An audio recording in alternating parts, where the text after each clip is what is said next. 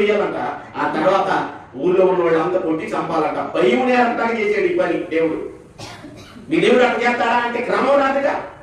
ఎంతమంది భక్తులు ఉన్నారు. నేను ఎందుకు చెప్పాను ఈ మాట అంటే, ఎంతమంది భక్తులు ఆరాధన చేస్తున్నా విర్రవీగేవారు విర్రవీగుతున్నట్టే ఉన్నారుగా. క్రమశిక్షణ రాదుగా. ఏ వీధిలో చూసినా ఒక సమస్య, ఏ వీధిలో చూసినా ఒక భయంకరమైన వార్త. చూసారా? భయము కలిగించడానికి దేవుడు మన మధ్య ఉన్నాడు. దేవుడికి స్తోత్రం.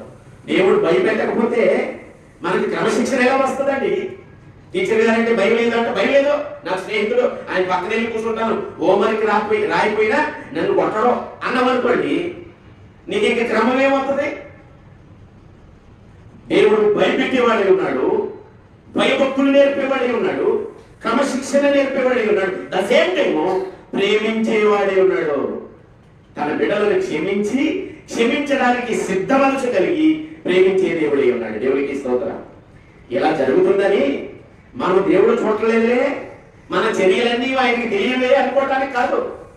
మన చర్యలన్నీ ఆయన బాగుగా ఎరిగి ఉన్నాడంట. దేవుడికి స్తోత్రం.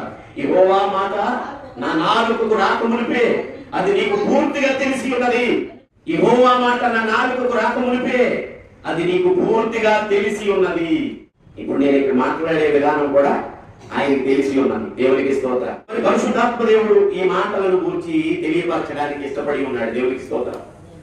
మన నోటి నుండి మాట రాకమునిపే ఆయన ఎరిగి ఉన్నాడట. మనల్ని వెంటనే ఆ మాటను మార్చివేయగల దేవుడు కూడా ఆయనే. దేవునికి స్తోత్రం. నీ జీవితాన్ని మార్చే దేవుడై ఉన్నాడు. నీ ప్రవర్తనను మార్చే దేవుడై ఉన్నాడు.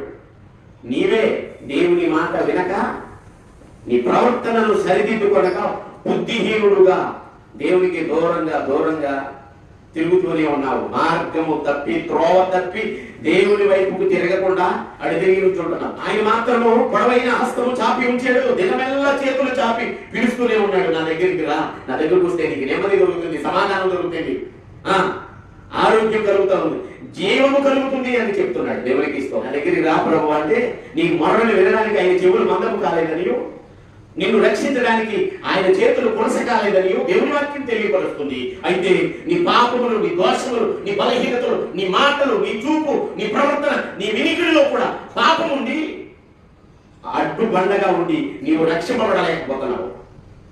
నిన్ను రక్షించడానికి ఆయన హస్తము కొరచకాలేదు. ఇది మాత్రం గ్రహించాలి. దేవునికి స్తోత్రం. యెహోవా మాట నా నాలుకకు రాకమునిపే అది నీకు పూర్తిగా తెలిసి ఉన్నది. వెనుకను ముందును నీవు నన్ను ఆవరించి ఉన్నావు, నీ చెయ్యి నా మీద ఉంచి ఉన్నావు. నీ చెయ్యి తోడుగా ఉంటది. ఆయన